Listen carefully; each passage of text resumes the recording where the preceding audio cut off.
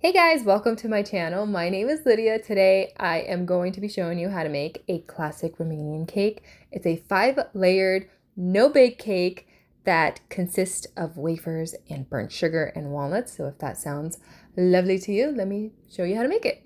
First off, you want to chop up your walnuts. Now you don't want them super fine, but you don't want them super chunky either. So just chop them up with your knife.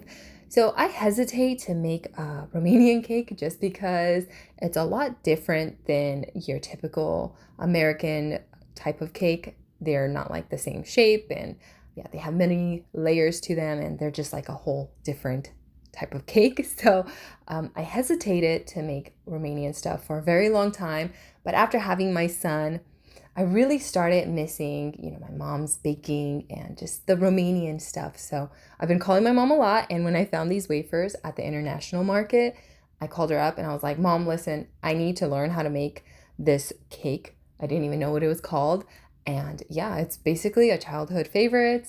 I love it. And I love the burnt sugar. So that's why I'm making it today. So basically, this is what your walnuts should be looking like. They shouldn't be super fine and they shouldn't be super large. Next up, you'll want to crack in 8 eggs into a large bowl. After you added your eggs, add a pinch of salt. I'm adding my vanilla now, but I wish I would have added it at the end after, everything was done. I've added my powdered sugar and just gave everything a quick mix. We all know how that works. Once everything is mixed, set that aside, and then to a large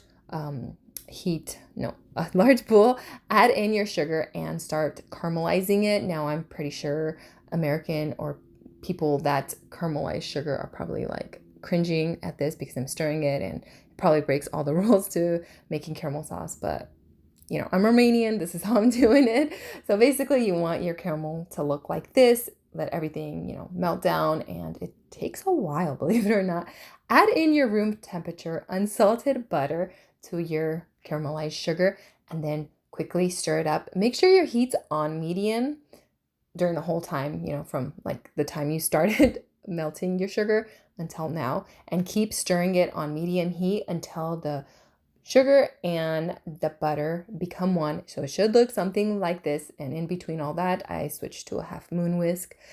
Then I quickly took that off the heat and I've added my egg mixture into that. And make sure you're super fast about this because you do not want to have any scrambled egg pieces into your burnt sugar. It's super hot, so keep that in mind. And I scraped down the bowl. And then once everything was mixed up, I added my walnuts and I gave that a quick mix.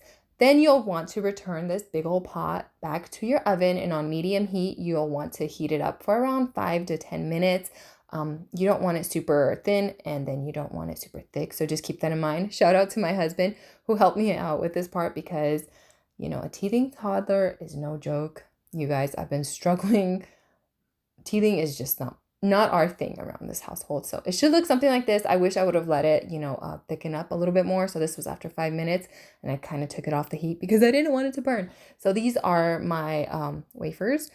I found this at the international store and I believe it's like a 7-pack. So you'll want to start pulling them out and be super delicate with these. I found some on Amazon, but I will not be linking them because I'm like super paranoid that you guys will order them and they'll be cracked. That's just not cool. So if you find this at like some kind of international store, probably pick them up from there. So using an offset spatula, you'll want to divide the batter. You just remember there's like 4 layers of this saucy burnt sugar mix.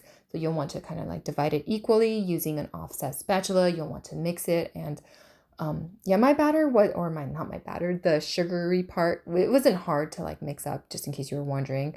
The sugar was still kind of like running, which was perfect. So you'll want to just go ahead and layer it. Try not to sneak in a few bites here and there because it is super delicious.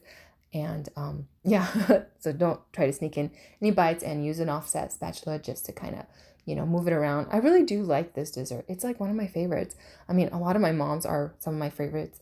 My mom used to make like so many desserts for all the holidays. Like it would be like a week ahead of, she would be like a week ahead of any holiday. She would start making a bunch of desserts. And yeah, looking back, those are like my favorite memories growing up. Well, one of my favorites. So after you're done, add some parchment paper and then add something heavy on top of it. This was a gift for my husband for my birthday. It's just a Challenger Dutch oven, I believe. So someday I'll be using it again. Right now, things are a little crazy. The wafers need to set up, they need to soften a little bit, so you'll probably need to wait around 8 to 12 hours or overnight. If you have a refrigerator, stick it in your refrigerator just because the burnt sugar sets up better. And after that, you can start cutting it. I'm just cutting my edges. No need to show how I cut the cake. Romanian cakes are different than American cakes because, as you can tell, they're just bars. So completely different than American cakes, but super delicious. This cake refrigerated is so delicious. I really love how the wafers kind of soften up, but they still have a little bit of crunch to them. And then that burnt sugar is like over the top delicious. I wish I wouldn't have added so much walnuts, but it's super delicious. I hope you guys give it a try. Bye.